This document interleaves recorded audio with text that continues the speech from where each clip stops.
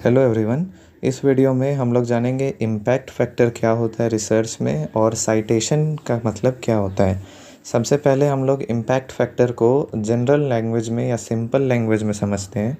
तो जैसा कि नाम से लग रहा है इम्पैक्ट यानी कि प्रभाव, तो वो होता भी है जब किसी रिसर्च जनरल का अधिक लोगों पे प्रभाव पड़ेगा, अधिक लोग उस रिसर्च जनरल के डेफिनेशन को, उसके लाइंस को अपने रिसर्च में ऐड करेंगे तो उसका इम्पैक्ट ज़्यादा लोगों तक पड़ेगा, तो उसका इम्पैक्ट फैक्टर ज़्यादा हो जाएगा।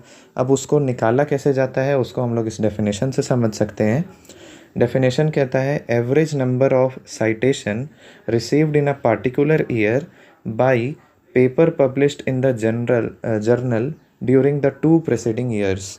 मतलब किसी साल का अगर हम लोग को निकालना है इम्पैक्ट फैक्टर, तो उस साल का एवरेज साइटेशन कितना है उसको जब हम लोग उसके पिछले 2 साल के पब्लिशिंग जनरल से डिवाइड कर देंगे तब हमारा इम्पैक्ट फैक्टर निकल जाएगा।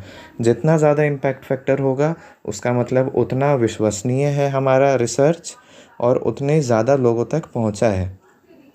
मान लीजिए एक रिसर्च जनरल है ABC। अब इसका अगर इम्पैक्ट फैक्टर 2012 में निकालना है तो आपको टोटल साइटेशन इंडेक्स निकालना होगा 2012 में और उसको डिवाइड करना पड़ेगा 2010 के टोटल पब्लिकेशन से और 2011 के टोटल पब्लिकेशन से, तब आपका निकल जाएगा इम्पैक्ट फैक्टर। अब आपने इम्पैक्ट फैक्टर समझ लिया। इसमें जो टर्म साइटेशन है उसका मतलब होता है कि रेफरेंस देना, यानी अगर आप दूसरे के काम को अपने रिसर्च में शामिल करते हैं तो उसको अपने रिसर्च में एक प्लेस देना।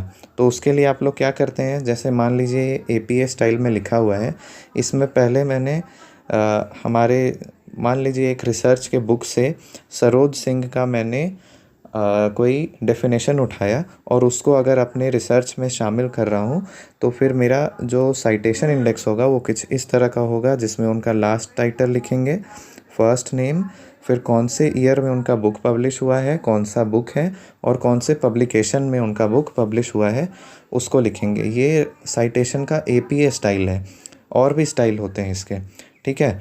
तो सिंपल वर्ड में हो गया इम्पैक्ट फैक्टर मतलब रिसर्च का कितना इम्पैक्ट कितने लोगों पे पड़ा, और साइटेशन का मतलब हो गया कि आप उसको साइट कर रहे हैं यानी रेफरेंस दे रहे हैं कि आपने वहाँ से इस चीज़ को लिया है। आई होप आपको समझ में आया होगा। Thank you.